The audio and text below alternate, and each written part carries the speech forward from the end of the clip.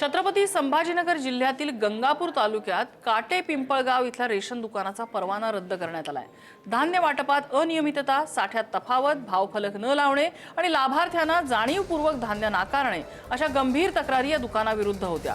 उपायुक्त पुरवठा विभाग यांनी दोन्ही बाजूंचे पुरावे आणि ॲडव्होकेट रामेश्वर बोडखे पाटील यांचा युक्तिवाद ग्राह्य धरून हा महत्त्वपूर्ण आदेश दिलाय। या निर्णयामुळे रेशन माफियांचे धाबे दणाणले असून सर्वसामान्यांच्या हक्काचं संरक्षण झालेलं आहे। संबंधित स्वस्त धान्य दुकानदार यांच्याकडे 1999 पासून परवाना नूतनीकरण नसून तसेच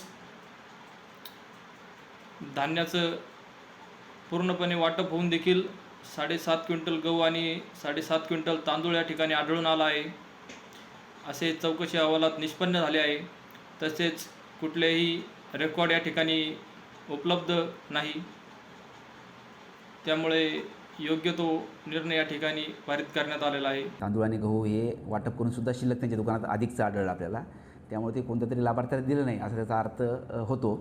आणि त्यानंतर भाव फलक न लावणे, पावत्या न देणे असे 3-4 वेगवेगळे कारणं होते आणि जे 1-2 जे लाभार्थी होते त्या लाभार्थ्याला जाणीवपूर्वक त्यांना धान्य दिलं नाही अशी त्यांची तक्रारी होत्या।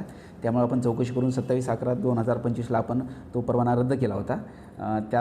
त्याच्या विरोधात त्यांनी जाऊन आमच्या आदेशाच्या विरोधात त्यांनी माननीय उपायुक्त साहेबांकडे अपील केलं आणि त्या अपीलचा सुद्धा निकाल लागला आहे आणि अपीलमध्ये आम्ही जो आदेश केला होता त्यांनी तो कायम ठेवलेला आहे। त्यामुळे दुकानावर झालेली कारवाई योग्य आहे आणि दुकानदारांनी जे केलेलं गंभीर जे आहेत प्रकार ते उघडकीस आलेत, त्यामुळे त्यांचा दुकानावर परवाना रद्द केलेला आहे।